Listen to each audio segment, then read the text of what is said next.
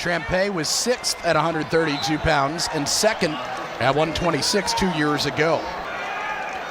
Stands up with the single. Hoffman tried to pancake him. And a little bit of a desperation move, and Trampe is going to hang on and win a state championship. Here's Brad Silimperi in the middle of that triumvirate of Council Rock South coaches. And Zach Trampe is the 132-pound state champion for the Golden Hawks. 4-2 the score in that one.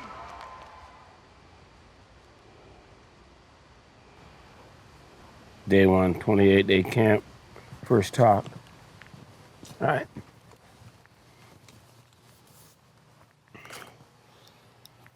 All right, everybody scoot in here. Scoot in, scoot in.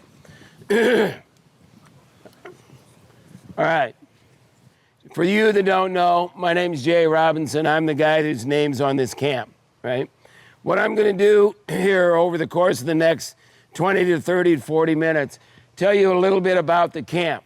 I'm going to tell you a little bit about its history, how it came about, why it came about, what we do here, what you can expect from us, and what we expect from you. It's a thing that's called perspective. It's very important that we're all on the same page, going in the same direction as we spend these next 28 days together.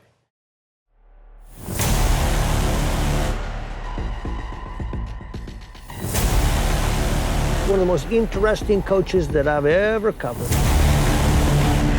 Developing national champions, building character into people, and I don't see him stepping down unless he physically can't do it. You have a definition of hard work, and I have a definition of hard work. And our definitions are miles apart. Kept wrestling for about 10 seconds and saw the blood on the ground. Put my hand on my face, my hand was full of blood.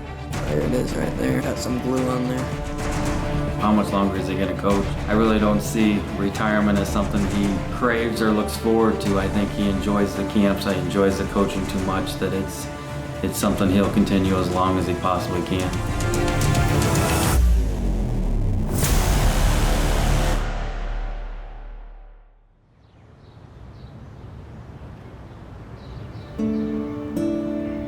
Well, this is the house that we grew up in. It's probably 1950 when we all moved in. We walked to school. Elementary school is about 3 or 4 blocks away. Junior high is a little bit farther. And we all went to the same high school, Mount McGill. Jimmy's the oldest, and then John is the next, and then Jay, and then I'm Jerry. And Jay, poor Jay, I guess they couldn't come up with a name, so they just used the initial. So. When we were younger, there was my dad and my mom, and on the bank right out there in the ivy, my dad planted M5 J's. So that was Margaret, John, and the 4 boys. They were very caring parents. There wasn't a lot of the word love going around, but you could feel it in the air. And we basically show it by physical means instead of verbal. I never heard my dad swear. I never heard, he didn't drink, he didn't smoke, neither did my mom. I mean, they were very conservative people with very strong family values. And as a result, they passed those on to their sons. And it built a very tight group of 4 boys because we did pretty much everything together. They taught us a good work ethic. Get a job, show up on time. When layoffs come, they're not going to get rid of you, they're going to get rid of anybody else. I think that I probably grew up in the greatest time period and place in the history of the United States.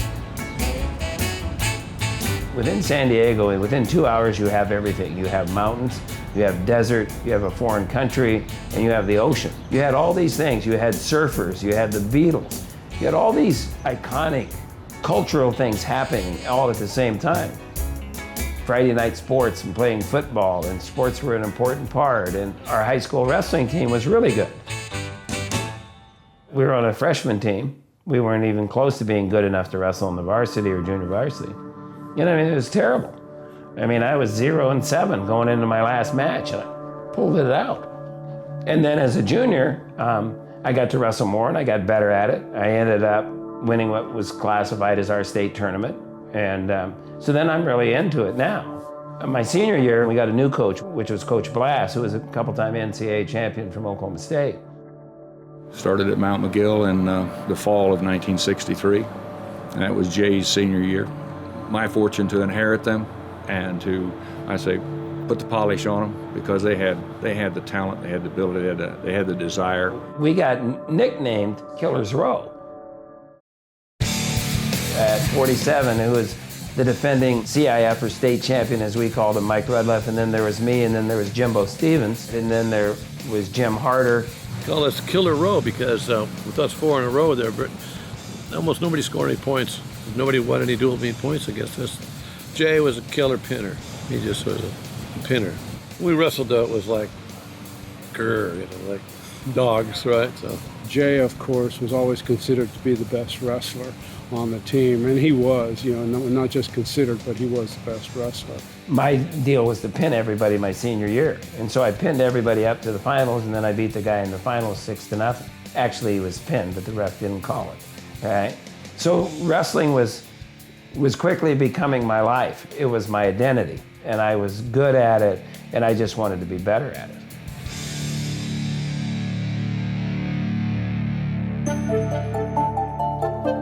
The Council Rock South High School wrestling program has a deep-rooted connection with J. Robinson Intensive Camps. Head wrestling coach Brad Silimperi attended the 1987 intensive camp and is now sending 2 of his athletes. I'm Ben Radner. I'm an incoming freshman at Council Rock South High School. I'm planning on wrestling 113 this year. I'm from Holland, Pennsylvania. I started off playing football when I was 4, and I was a little too small and the helmet was too heavy. I would just fall over, I couldn't get up. The coach actually had a son who wrestled, so he told me to try it out, and I loved it right off the bat. Ben had a very good year this year by anybody's standards. He took 4th place in Super 32, which is a major national earlier on in the year. He placed 3rd at states. What's going to separate him from the pack is going to be some of the skills that he's going to learn at J. Rob. He's going to have to make an adjustment. It's not, you're not going to be in the wrestling room beating up on everybody every day. It's going to be the other way around. He's wrestling young men now. He's not wrestling boys anymore. Going to camp, I think, is really going to help him with that because every day he's going to be the low man on the totem pole and he's going to need to prove himself. All the people I've talked to have been giving me the scoop on how it's just hell for 28 days. I personally thought that I'm not going to do a 14-day. If I was going to do the camp, I was going to go all out or nothing. I've been heard from my coach Brad Silimperi. He went to it twice in the 80s, and he said it will change your life forever. The disciplinary skills that it gives you is just out of this world. I think the 28-day definitely supersedes the 14 days just because it's double. I mean, it's double the work. It's double the mental toughness. So it's real. Yeah, I think it's going to be a good experience for the guys. It's really going to be a tough time making the varsity lineup, but I know that if I work hard, and I know if I put my time through with J-Rob, that I'll get that much better, and then I can make the varsity lineup. Ben's teammate takes a different path to get to the intensive camp. Going into high school, I guess I was an 8th grader. I had a friend who was going to be a senior that year. His name was Jack Mushlitz. So we both went to camp our first, that year back. I guess it was summer of '87. The first year I went by myself, and then the next year wanted to go back again. Brad was coming in as a freshman. Talked to him about it. And we went to camp, had a great experience, and then we took what we learned at camp and tried to incorporate some of those things, with our high school team. We kind of lost contact. And so it's been 20, 25 years. And then all of a sudden, about 2 months ago, he asked me if I had any kids that wanted to go to camp. I said, well, yeah, we sent 5 kids last year. We're sending 5 kids this year. And he said, well, I would like to sponsor one of your kids. And I was like, I was floored. I was like, wow, this is incredible. Without having gone through that camp, I wouldn't be the person I am today, and I wouldn't be where I am today. It just stayed with me. You learn that you put the work in, you'll get something back out of it. Kind of neat because it's come really full circle. 25, 30 years later, Jack's still giving back because of Jay's camp. That's what these kids are going to experience. And for him to be able to say, I want to start giving back to the sport that really helped me, and especially give what we call a scholarship to camp. And we said, let's have all the kids write a letter to Jack. And we said, let's tell them a little bit about themselves, and then, why they would want to go to J. Robinson's camp and why this is so important. They gave the letters to me, and I forwarded them to Jack, and then Jack picked the winner, and Zach wrote the winning letter. So Zach's going to be going to camp this year, compliments to Jack Mushlitz. I'm Zach Silimperi. I'm going to be a sophomore at Council Rock South in Pennsylvania. I'm about 130 pounder now. I sat down one night and spent about 4 hours writing an essay. Sent it in to my coach. Then at our end of the year banquet, he called me up and he said, I got a letter for you in the mail. When I opened it, it said, congratulations, you're going to J-Rob. Zach's been part of our extended family, football, wrestling, since Ben's been a real little kid. Probably one of the funkiest wrestlers you have ever seen. Watching him in the last couple of years, his attack mode is really intense. He had a great year, won a ton of matches, was a round away from going to the state tournament, and arguably the toughest weight in the state. He took 4th at regionals. I lost in overtime, and that was really, really upsetting. I was takedown away from my goals, and it was just crushed when I lost. I think it was 1-1 going into overtime. He ended up taking me down. I wasn't really happy with the call. It was a crazy call. The stands went nuts. Weren't sure if it was going to get turned, and it was hard. Very, very hard. It was just a terrible way to end my freshman year. He's just got to learn that it's a temporary setback, and I think by going to camp and struggling through camp and kind of getting a good gut check and really learning about himself, it's really going to help next year. Myron Roderick, who was the coach at Oklahoma State at the time, he and I wrestled together for 3 years. I was a year ahead of him in college. We were very, very bonded friends. Well, then when I'm here, Myron's there, and Jay came up and I said, this guy has enough talent to go to college. So I called Myron and said, I got this guy and I think he'd be helpful to you. Myron, trusting Ned, sent me a letter, scholarship offer, said we'll give you your tuition and fees and books, if you want to come to Oklahoma State. I had no idea what was going on. It's not like today. There's no phone calls. There's no visits, official or unofficial. There's just, you got a letter in the mail saying, hey, you want to come here and wrestle?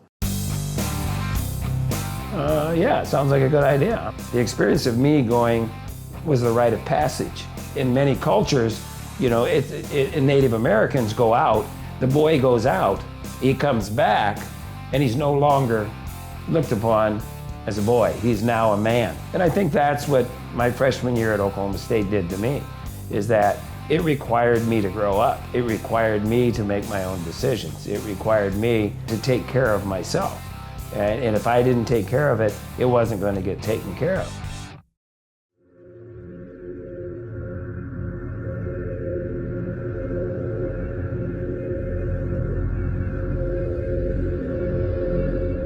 .40 in the morning, ready to go for camp.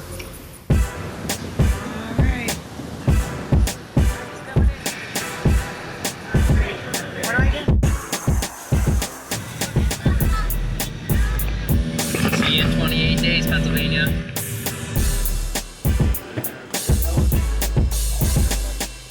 The wrestlers arrive in Minneapolis, Minnesota, and board a shuttle that takes them to where camp is held. The University of Minnesota campus.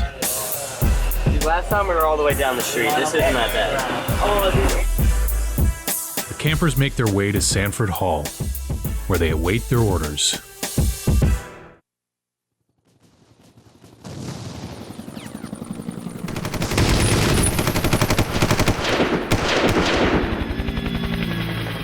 I was on orders to go to Vietnam, so I took a 30-day leave. And in that 30-day leave, I went back to Oklahoma State. And when I went back to Oklahoma State, I missed wrestling. I just missed it. And my brother had been on the All-Army wrestling team, so I picked up the phone, just on a whim, and said to the Department of the Army, hey, could I wrestle in the inter-service tournament before I go to Vietnam and before I go to Ranger School? And they said, yeah. When I was at Fort Carson, I won the all-service team of 180. Well, then I went to the national tournament and won the national tournament. I stayed with the freestyle guys because I'd won the freestyle national tournament, and I didn't have any partners except for the Greco guys, and they went to the Greco national tournament. So I thought I'd go to the Greco national tournament and get a couple matches, and I'd lose 2 matches and I'd be out. But I went and I got to the finals, and then I ended up going to the World Training Camp and ended up making the World Team and then wrestling in the World Championships. And then from there I went to Ranger School. If you're a regular Army officer, you had to go to Ranger School. So I really didn't have any choice. It wasn't really a super conscious decision that I'm going to go to Ranger School and that it's going to affect my life. It was competitive and it was hard, and he wanted to be the best, and he turned out to be one of the honor students in Ranger School. And I liked it. I enjoyed it, and I liked the structure of it. When I got to Vietnam, I worked at this maintenance company for about 4 or 5 months.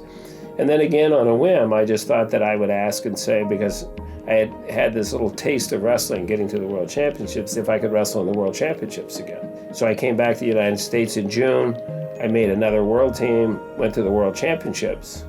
And then in that time, my unit, the 173rd, had stood down, come back to the United States. My whole thing in asking to wrestle was not to get out of Vietnam, but was I just wanted to wrestle. So I called Department of the Army, I called Infantry Branch and said, I want to go back to Vietnam and finish my tour. So they sent me back to Vietnam. I was then a captain and they didn't have any slots for company commanders. And so I told them that I'd take off my bars and be a platoon leader. And they said I couldn't do that because I was a captain and that was my rank. He didn't get a chance to use any of the skills that he had learned in Ranger School. I kind of think that frustrated him, but that's one of the things that's made him so successful with these intensive camps. A lot of it's based on what he learned in Ranger School. It's tough. These are the rules. If you break the rule, these are the consequences. And even though I asked to go back, which most people wouldn't do, I still didn't feel I did enough. I never got to really do what I wanted to do in Vietnam. I didn't do my part.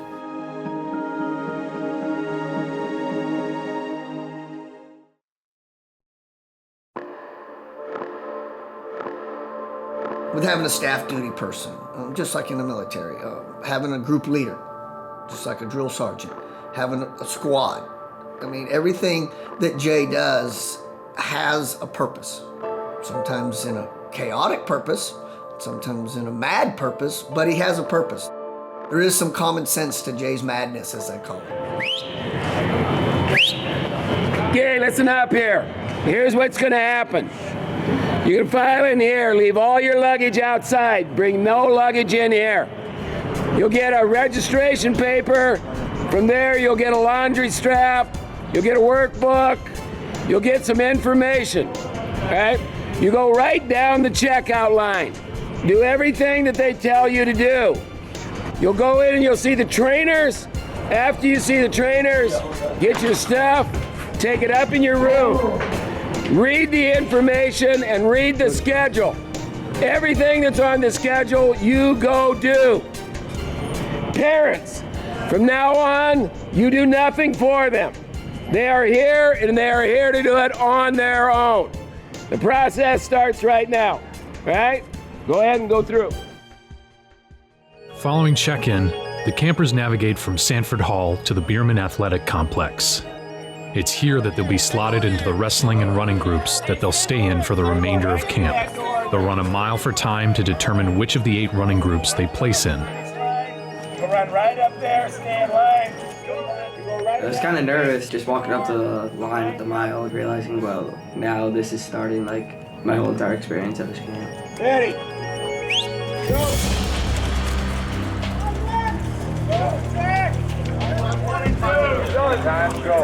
Know your time, know your time. Running group 1 will have the fastest times, while 8 has the slowest. Dog, don't pass it. Keep moving. Dog, don't pass it. 5 left this way, right here. Straight this way, straight this way.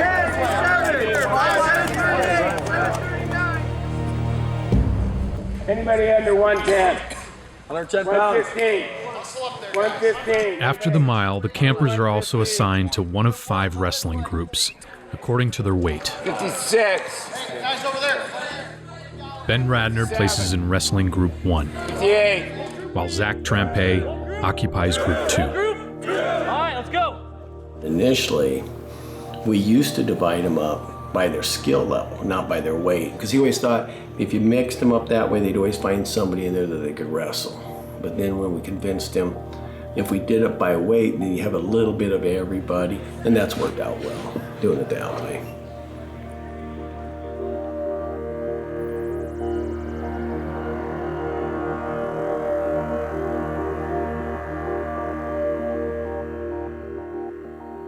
The next 27 days are going to be a ton harder than this.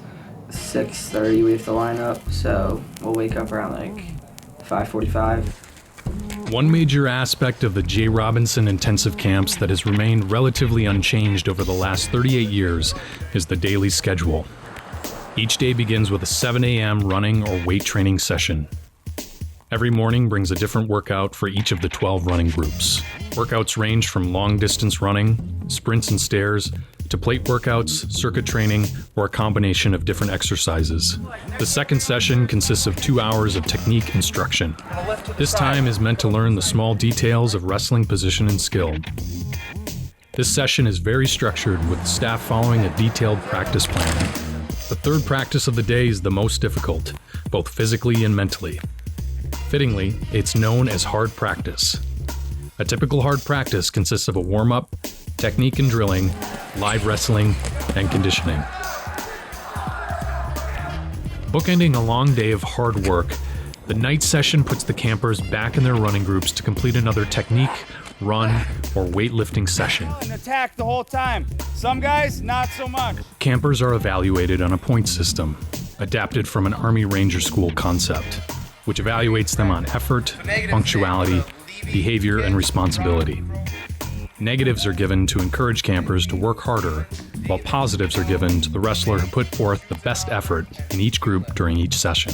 All right, positives today, go to 2 guys. Counselors must give 1 positive during a running or lifting session, and 2 positives during a hard practice session. Today, go to Hassenhauer and Negron. Give him 2! Campers are expected to be in their rooms by 11 p.m. for bed checks. This daily routine will be repeated for the remaining 26 days of camp. If a camper accrues enough points throughout the camp, they earn the I Did It shirt.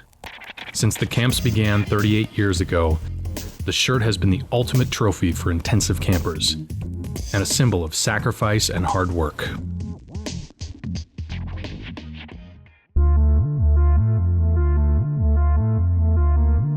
I know a lot about Munich, especially since it's probably the most important year for our sport, an iconic year for our sport, because you had the Olympic freestyle team that won 3 gold medals, 2 silvers and a bronze. Just a really unbelievable team. The Greco didn't have necessarily the great success. One of those things then when you make an Olympic team, everybody asks you, hey, what Olympics were you at? And, and you say, well, I was in 72. And they go, oh yeah, 72. And then you say Munich. And as soon as you say Munich, okay, it brings back everything. On the eve that we competed, I'm laying in bed at 1 o'clock at night, and I hear this boom, boom, boom, boom, boom. And I say to my roommate, Wayne Bachman, I said, geez, those sound like gunshots. And he goes, you idiot, there's no gunshots in the Olympic Village. Well, we get up the next morning to go weigh in, and we find that the terrorists have broken into the village. They've taken the Israelis hostage and they're holding them. But they put the games on hold for 24 hours. So we didn't compete for another day without another weigh-in. So some of the guys I wrestled were a whole lot bigger, and it's a lot different with a 2-hour weigh-in as opposed to a 36-hour weigh-in. The goal back then was more to make the Olympic team. That's it, move on with your life. And I think that really hurt me because my desire was, I got to make this team. Instead of, my goal should have been higher, even though it was to get there, win that Olympic Games, get that gold medal, get that medal, because I'd been so close before.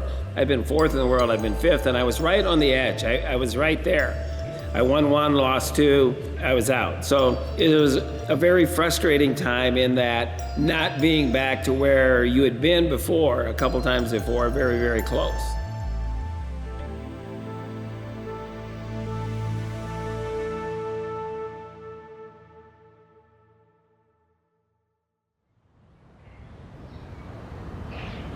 It's not going to be your normal level of hard work. You got to rise above it. That's why you're here, right?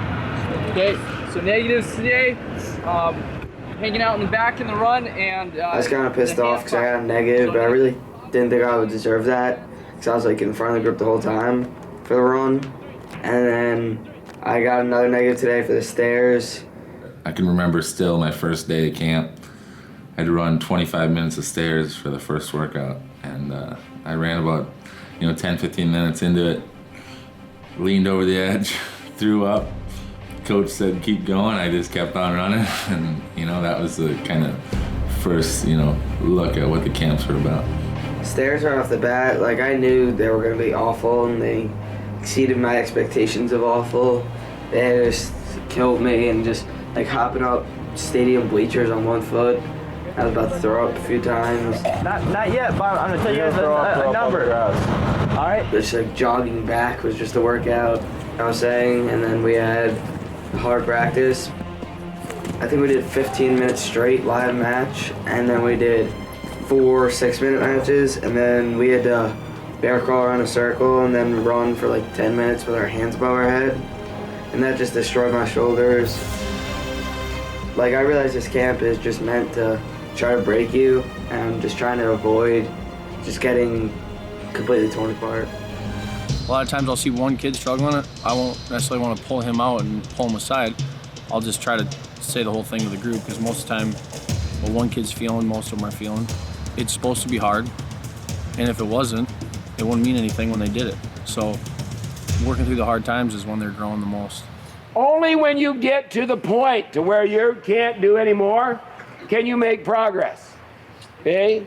If it was easy, everybody would do it. See? Is this easy? No. No. It's like yesterday when I was with Group 1 running. I told them, quitting is the easiest thing to do. Just go quit. It's easy. When you become an adult, your job got hard, quit, go home. Doesn't matter that you have a wife and a child to feed. We are making these kids understand that quitting is not acceptable. Giving up is not acceptable. Life is not fair. It just isn't. Today was definitely a lot tougher.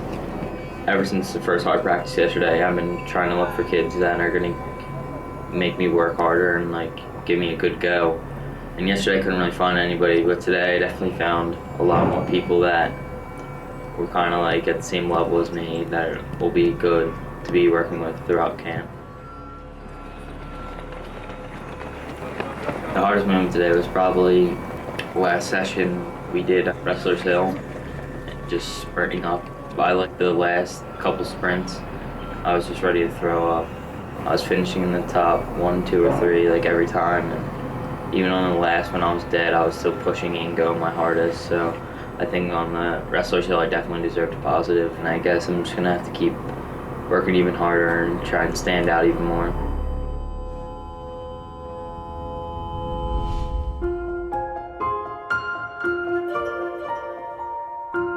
We both came to the University of Iowa at pretty much the same time. I came with it as a job. He came pretty much on his own. Gable was a competitor, and he won the World Championships in Sofia, Bulgaria. Gable won on a Saturday, right? We were wrestling on a Sunday, so we were going to weigh in Sunday morning, and Gable was going out to run, getting ready for the Olympic Games the day after he won the World Championships. And when you look at that, you start saying, what does this guy have? After 72, I'm looking at myself saying, I didn't get where I want. What do I have to do to get there? This guy has something that's special. If you want to get to the top of the mountain, go with the guy that goes there every day.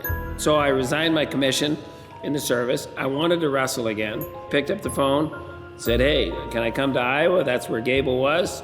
Packed everything in a trailer. Knew not one person except for Dan. Got in the car and drove to Iowa City to go to graduate school. And back then, we had 8, 9, 10 grad assistants, and I think they were all there with the intention of knowing that Gable's going to be the next head coach. Who we pick out of that whole group would be his assistant. Kurtelmeyer was the head coach, and he kind of had a plan to bring this all together. The success came very fast. 72, 73, I was a wrestling unknown. And then in 75 and 76, they win the national tournament. So Kurtelmeyer coaches for 4 years, wins the national tournament, 2 out of those 4 years, he sees an entry into administration. So as he moves into the administration in 76, Gable then becomes the head coach.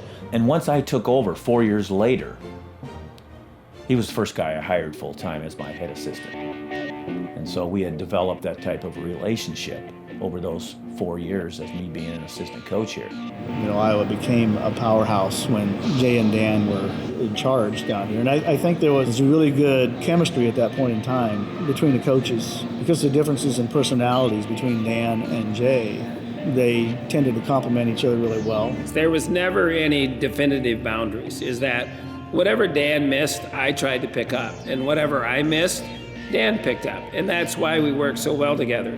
He was a great motivator by virtue of who he was and what he did in wrestling in the room. I was the kind of the technical guy, right? That would work with guys one-on-one. In the mornings when we'd have practices between 6:30 in the morning till 10 o'clock, 9:30 in the morning, Jay was kind of the guy that spearheaded that to really get this one-on-one stuff. And I actually probably didn't go to those as much as he did. So I would stay late a lot after practice. He would come early. It kind of overlapped and worked really well. The reputation was we were the best. We were the best and we were going to be the best. And it would be very, very difficult to beat us. But the practices were incredibly difficult. The guys would say, geez, I just want to wrestle on Saturday night so I get a break. That inspires guys. That gives them a confidence when they step on that mat for 7 minutes that nobody can wrestle as hard as they can. And as a result, they wrestled that way. I think the other thing that Jay was really good at, that I wasn't as good at, was creating an atmosphere for the athletes to be in the same room and being social. So we had this brotherhood in Iowa, and we had a pig roast the very, very first year in '73. So every year after the national tournament, we have a pig roast, okay? We work very hard, but then we want to enjoy it and play at the same time. I was at Iowa for 12 years. We won the national tournament 9 out of 12 times. It was a fun time to enjoy everything with everybody, not only the brotherhood of the wrestlers, but the fans came, students came, and it was an inclusiveness of come be a part of this very special thing that's happening.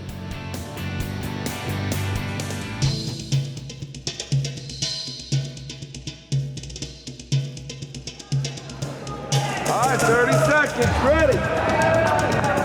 Go! Everything you got. I don't want you to have anything left. I've been trying to work as hard as I can every practice. Sometimes I might be a little bit sore at a certain practice and affect how hard I'm working. I was ready to go and I just went after it. Drampe and Radner continue to push themselves hard. The results pay off. We're breathing hard. That feels good, right? Yeah. Feels good to work hard. Yeah. Okay? Positive is going to Rainus and Trampe. Give him a hand on 3. 1, 2, 3. Yeah, finally got the positive that I was looking for. For positive today, we got Hine and Radner. All right, give them a clap on 2. 1, 2. Well, I got my first positive of the camp, and it really cheered me up because I felt like I deserved that for the past few practices, and finally paid off. Kind of worked out to my roommate Zach, got it too. It was a pretty good morning. Can we get the I'm gonna be somebody shirts? Yeah, for sure. What's your last name and what wrestling group are you in? Radner, wrestling group home. All right, ready to go? Positive shirts. Yeah. Shirts we get for getting a positive during wrestling practice. What are you guys gonna go do now until hard practice? Probably take a nap.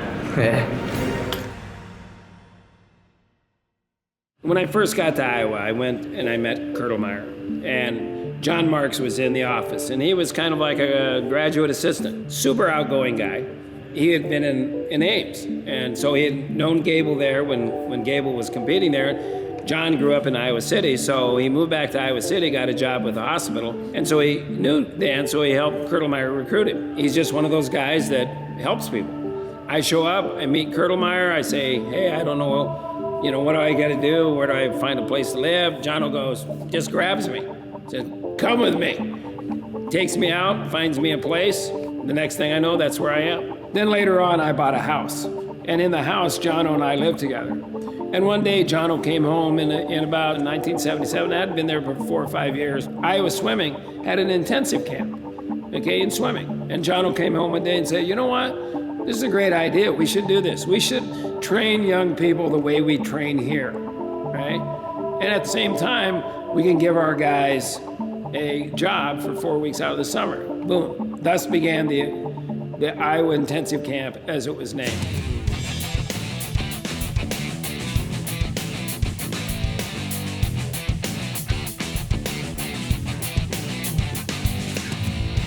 And they thought initially they were just going to get all these high-level, intense studs. In the first year, I think they only had 28, 30 kids.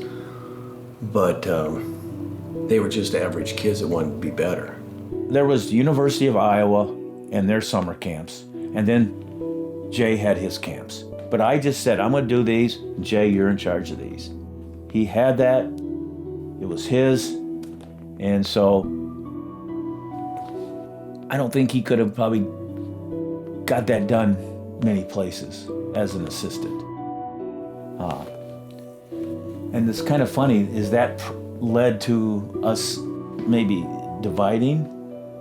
If he had stayed at Iowa, given a circumstance that happened within the camp structure, the university said they wanted control of the camps. And he wasn't going to give that up. One of the rules is you can't cut practice. If you cut practice, you go home. Well, one of the staff guys caught one of the kids cutting practice. And like all staff, he wants to give the kid a break. So he takes him out and says, hey, you go do this workout, we'll call it even and I won't say anything. So he takes him to this area and he's running up and down, right? Not anything excessive. And there's a little grassy thing halfway up. And supposedly the kid collapses there, right? Well, if you look at where he's running, it's not very difficult, but there's some students there. So they see it, they tell the school paper, okay, right? And Scoop Jackson, right, comes, okay, and wants to know what's going on. So what happens is they blow the whole thing out of proportion. There was no middle ground, really. The school kind of overtook everything. And there wasn't going to be a compromise from the school's point of view. If you really look at it in the overall scope of it, it was a very simple thing where any one of 5 people could have dismissed the thing and would have gone away. Nobody wanted to break up what was a winning formula, but it didn't work out. Jay was stubborn, and the university was more stubborn, and he left. Well, I mean, it's when you're young and you're pig-headed and stubborn and stupid. Okay, it's basically I was all of those. Okay, instead of saying, hey, you know, how can we, you know, for lack of a better phrase, have a win-win here? How can we make this work for both of us? You know, I was in that situation to where I wasn't there. I'm a hard learner. It takes me a while to learn, you know, but usually once I learn, I don't make the mistake again.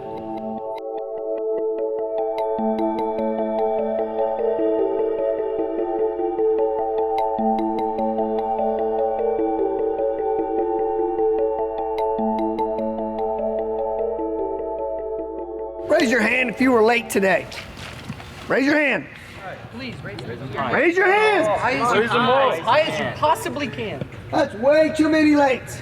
There's about 10% of the kids in this camp were late today. You think that's our quality at J-Rob camps? It's not at all. So we're all gonna get up and we're gonna run for a little bit. The number one thing I like about these camps is we hold you guys accountable, because nobody wants to do that for you anymore. It's very, very rare. That was kind of like our first morning, and then our second morning, there were a bunch of kids who like kind of destroyed one of the bathrooms with like soap and towels. Someone had some fun last night up there, okay? We have 5:30 run tomorrow, right? In order to change behavior, there has to be what? Consequences. See? And the way it works in the world today that I've learned after 36 years at the intensive camp is, until it touches you, you don't care. And the consequences, in order for you to change, have to be swift and severe. And then you'll change. If I don't like it, we'll keep going till we do. Like I said, this ain't Disneyland. You're not here for day camp. You're not here to get lots of sleep and have a great time. You're here to try to change the way that you do things. Day 20, we had to wake up at 4:30 today because some people got caught jaywalking. That time in the morning is kind of just like, that's bad. Just running, it's just bad. Goes back an hour every time. I mean, I know here we've gotten up at 3:30. When we were in UNI, we had worked our way all the way up to 2:30. Stick it out of your arm or your leg, you're running! I mean, there's been groups that just, they don't get it. Or it's just a small group of kids that'll mess it up for everybody. But then that's when you hope that the larger group will look at the smaller group and say, knock it off. Our philosophy is you are here with us, and we are going to control what you do for the next 28 days, or 14 or 10. And if you look, you know, the problems we were having with the jaywalking and the messes on the floors and the laundry room, it gets, if it's not the people who are messing it up, it's the guys that are following them and doing it for them. And I guess the bottom line is we don't care how it gets done, as long as it gets done. There's nothing wrong with getting them up, getting their attention, and that never hurt anybody.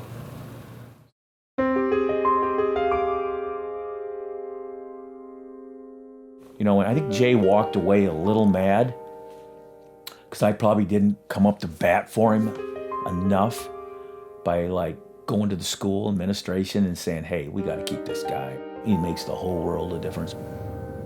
When you talk to the athletes like the Ed Bannocks and the Lou Bannocks and Randy Lewis, they say that Jay Robinson was the guy instrumental in their career and how they got good. I mean, Dan Gable oversaw the program, but the one-on-one stories that they have about how they got better and the person that really guided them technically and had that personal relationship, a lot of people credit Jay for that. If you look at it, they won 7 in a row, Jay left, they won 2 more, and then they went on a dry spell for 4 years. So I don't know if you credit Jay exactly for that, but I think there's a parallel between Jay Robinson leaving for Minnesota and potentially why Iowa didn't keep that string going. I came from Iowa State, went to Iowa. Hey, that was a good thing for the sport. Cale actually left Iowa State, got Penn State. That was probably a pretty good thing for the sport. It's showing. It's showing just by the fact that they're getting sellout crowds out there in Penn State. So for Jay, it was time, I think, for him to run his own show. I stayed in Iowa City for 2 years, and I just ran camp, and then we had a farm, worked on the farm. That's what I did for 2 years. And then the job opened up at Minnesota, and I was young enough to get back into the sport. And Paul Giel, who was the AD, he hired me. We talked about all the things that we needed to be good, and basically gave me all those things. You know, I came to Minnesota and started another chapter in my life. Jay going to Minnesota is one of the most critical moves in our sport when you look at it historically.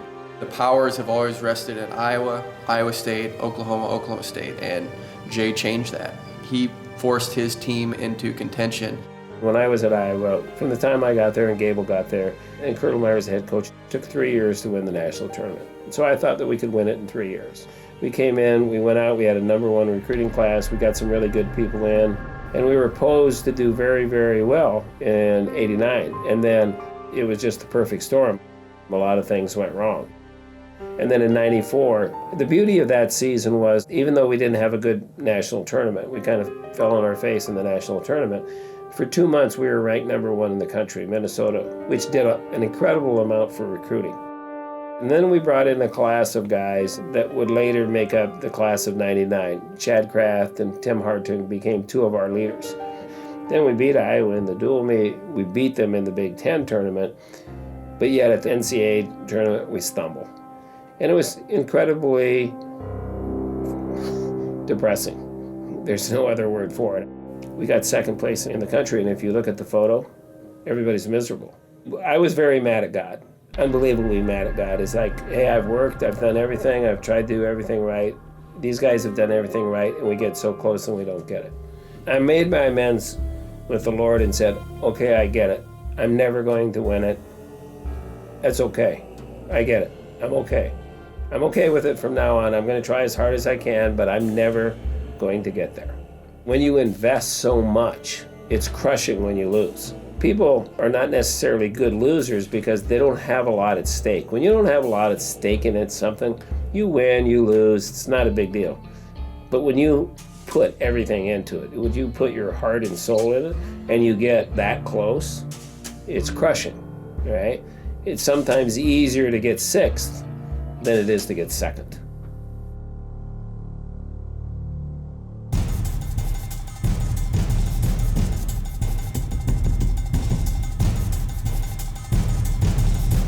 As the 28-day camp draws to a close, Trampe's group is out for a buddy carry. The group will run out for 20 minutes, after which wrestlers will pair up and race back to the dorms while carrying one another on their backs. All right, here's the deal. First group back gets the positives, last two groups back and get the negatives. Ready, everyone hop on. Back the way we came. For some reason, I just knew I was going to be good with it. I started kind of in the back, and we caught up to the front kids, and they were in the front basically the whole time. But we were on a bridge, and it was a huge straightaway, and I passed them on that. We were about 6 minutes away from campus.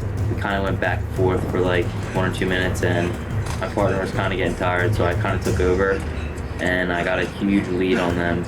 And I didn't really know what happened after that. I just kept switching with my partner on the last straightaway, going in between a street. I hit my foot on the curb and then fell forward, and I caught my balance, and I was balancing him on my back and trying to make sure he didn't fall over, and he almost fell over top of me. They ended up passing us, and I tried to switch real quick to catch up to them, and I was just dead. They beat us just by a second. Nothing I could really do. I'm still kind of upset about that. I think I deserved a positive. I was going really hard.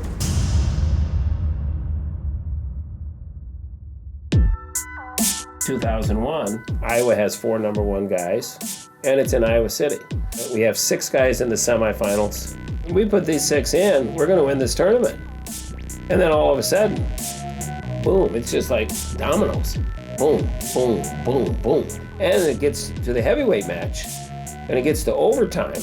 Okay, they flip the coin, and the coin is going around and around like this, and it's heads. And it's going to fall down, and Loney's shot, and it goes, whoop, and it goes red. Okay, the Illinois guy gets the choice, he gets away, boom, it's up. Lost all 6 again.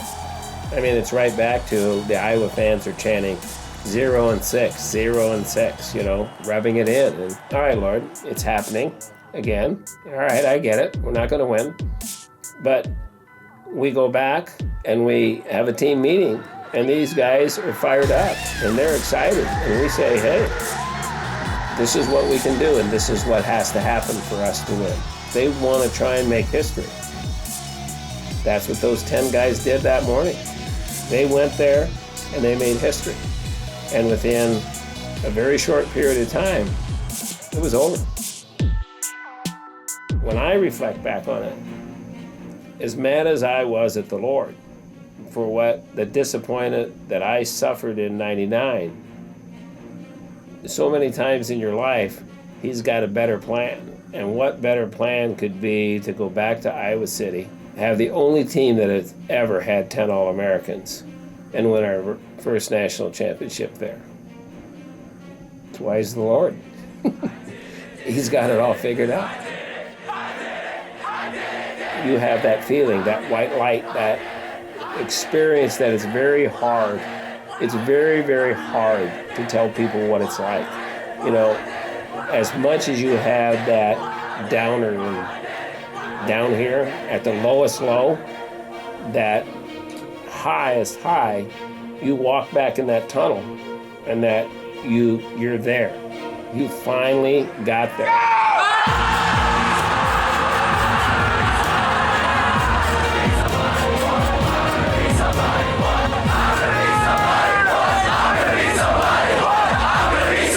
It was just great that last running around and stuff, and just in the middle, it was intense, and it just feels great, and it was really fun. It was crazy.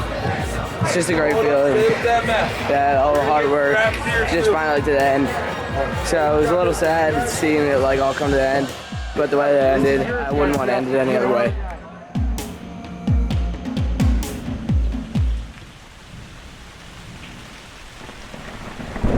About 12 minute gap, and then we have an hour of yellow, which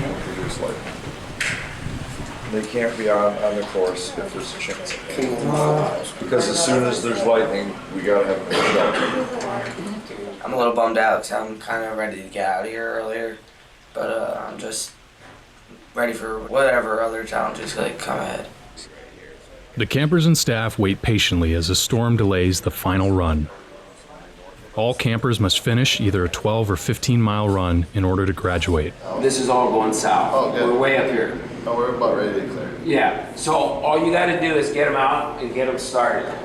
I would say 6:45 should work. For some campers, finishing this run within a certain time is the difference between earning the I Did It shirt and not. Today's that day. Today's that day. If we had a camp about being a great person, nobody would come, right? But what we can do is take these skills that we've identified, these J7, and we can use wrestling as the discipline to help these kids learn how to be great. My Olympic experience never meant much to me for almost 20 years because I didn't get a medal, right? But it took me 20 years to realize the most important thing about my Olympic experience was who I became in the process. Because when I was done wrestling, it didn't leave you. When these kids are done with camp, they have now gone from being boys to men. They've gone from people totally being responsible for them and doing everything for them. And for these 10, 14, or 28 days, this is about them. And those things will stay with them forever. It will help them be great in the sport of wrestling, but it won't leave them when they stop wrestling. It will become who they are.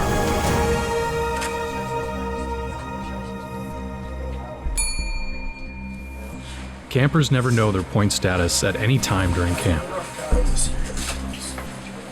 The only way they know if they've earned enough points is if a counselor hands them an I Did It shirt. Radner and Trampe wait to see if they've earned it. This kid needs a switch.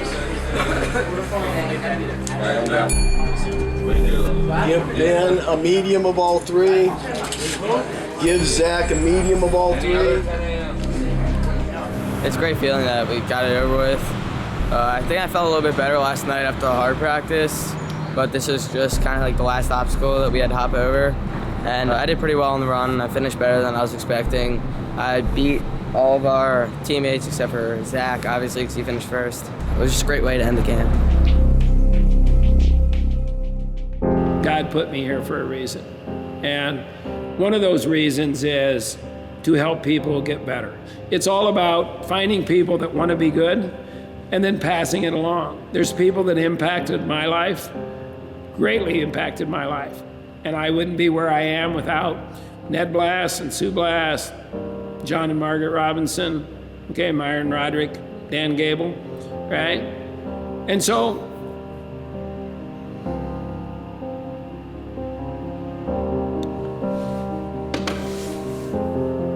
the Bible says, to those, this ain't looking good. You don't tell anybody about this. So the Bible says, to those who have received much, much is expected. I have an obligation to give back, right? It's really that simple. When you can go to camp and you can see that you can really help kids get to a different place, it's gratifying. Over the years, we've talked about, maybe I should retire. He has shown up at Edinburgh in crutches with an IV bag hanging off his arm. I think he likes and enjoys saying that he has done it for 30-some years and is mentally tough and nothing has really stopped him from doing it, and basically lived what he is trying to teach these young men and young women to do, that a lot of what some people call obstacles and barriers, that you can figure out a way past them. I wasn't put here just to have fun and be happy. I was put here for a purpose, right? I think that when I was in Vietnam, I really reflect back and think I was spared that so that I could do this, okay? That this was my purpose. I think it gives him almost two separate lives that he can look forward to. He can look forward to his end of August through May at Minnesota, and then he can look forward to his going on the road. I know that sounds crazy to go on the road all summer long doing camps. He's been doing it for probably half of his life, and I think it's a way of life for him. The Bible says, how much are you supposed to tithe? Okay, 10% of what you make. Last summer, I added up how many days I have in an intensive camp. I have 2,482 days. Okay, 6 years, 10 months of my life. So if you look at if I'm 69 years old, it's about a tenth of my life. So it's my tithe, all right, my way to do it. It's gratifying to watch these kids, okay, get some skills that make a difference in their life. So every summer I pack up and I enjoy it.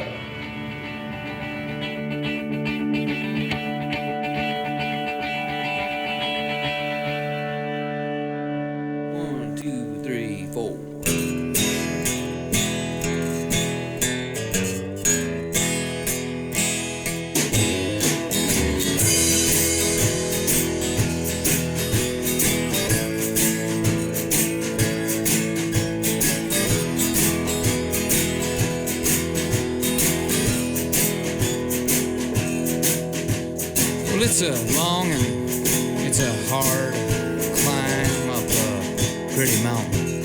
1, 2, 3. You think you know what hard work is? Come to J. Robinson Intensive Camp, we'll teach you what hard work is. I think we're done. Down here, they don't really know. They couldn't quite hack it. Well, I know why.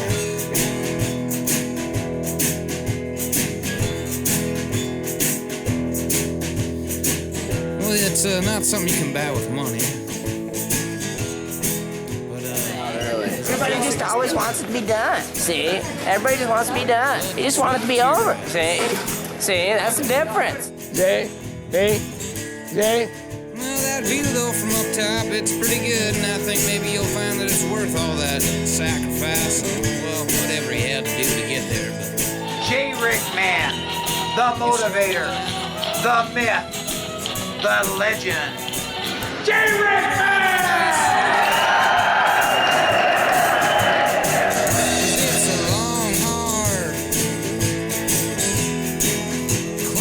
Gritty mountain, and it's lonely when you get to the top. 545, 720, Red Robin. Up Gritty mountain. Oh, pick it for me, Paul, won't you?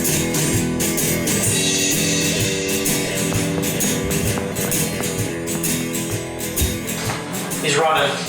And deeper, farther, and farther.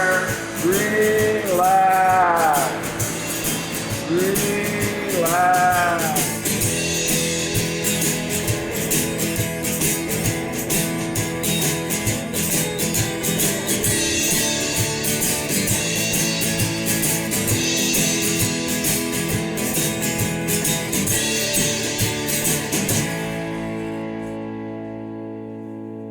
Population, not many.